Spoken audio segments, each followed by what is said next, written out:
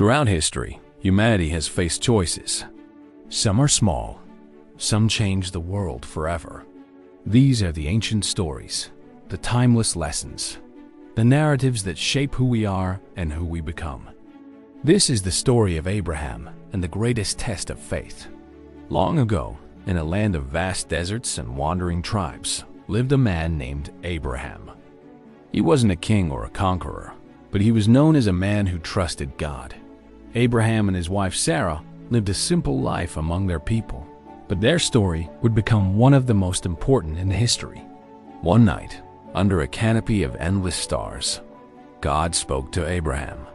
He said, "Look at the sky and count the stars, if you can. Your descendants will be as countless as these." It was an incredible promise, a promise that seemed completely impossible, because Abraham and his wife Sarah were already old, far beyond the years of having children. And they had no child. Years passed, turning into decades. Still, they waited. The promise felt farther and farther away with each passing season. Friends and neighbors likely whispered, their doubts growing louder than their hopes. Yet, Abraham continued to trust. His faith wasn't built on immediate results. It was a quiet, steady fire in his heart. Because true faith often begins long before the miracle ever arrives. It's the waiting, the holding on, the believing when there is no logical reason to believe. It's in these long stretches of silence that the foundations of trust are truly built. Then, when all hope seemed lost, something unexpected, something miraculous happened. Sarah, against all odds, gave birth to a son. They named him Isaac, which means laughter, because the idea of them having a child in their old age had once seemed laughable. But now, he was here. The child of promise had finally arrived. The camp was filled with joy and celebration. Isaac grew up in the desert, learning the ways of his father, surrounded by the love of his parents. Abraham loved him more deeply than words could express. Isaac wasn't just his son. He was the living, breathing fulfillment of God's promise. He was their future, their legacy, the one they had waited a lifetime for. But faith, especially a faith that is destined to change the world, would soon face its greatest challenge. What would you do if your faith asked for the one thing you loved most? One night, God spoke to Abraham again. The words that came were the hardest a parent could ever hear. "Take your son," God said, "your only son, Isaac, whom you love, and go to the region of Moriah. Sacrifice him there as a burnt offering on a mountain I will show you." It was the most difficult, the most heart-wrenching command imaginable. It seemed to contradict the very promise God had made. To sacrifice the child of promise? It made no sense.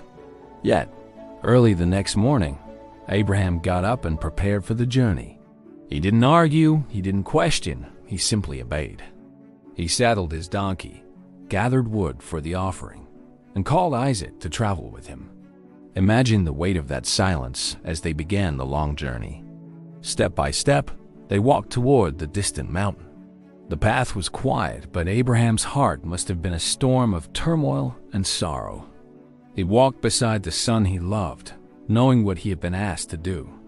Isaac, innocent and full of life, trusted his father completely. And Abraham, the father, struggled silently with a burden too heavy to share. On the third day of their journey, they saw the mountain in the distance. This was the place.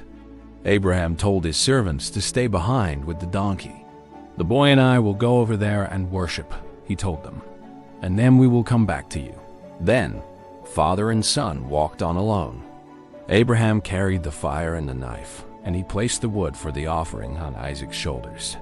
They walked together, side by side, toward the place of sacrifice. As they walked, Isaac noticed something was missing. He turned to his father, his young voice cutting through the heavy silence.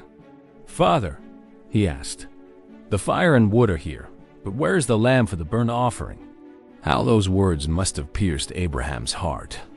He looked at his beloved son and replied with words of profound faith, "God himself will provide the lamb for the burnt offering, my son." And they continued on together. They finally reached the place God had told him about. With a heavy heart, Abraham built the altar. He carefully arranged the wood. Then came the moment he must have dreaded with every fiber of his being. He bound his son, Isaac, and laid him on the altar, on top of the wood. This was it, the greatest test of faith. He raised the knife, ready to obey, ready to sacrifice the promise, the future, everything he held dear. In that split second, with the knife in the air, history held its breath. Just then, an angel of the Lord called out from heaven, "Abraham, Abraham!"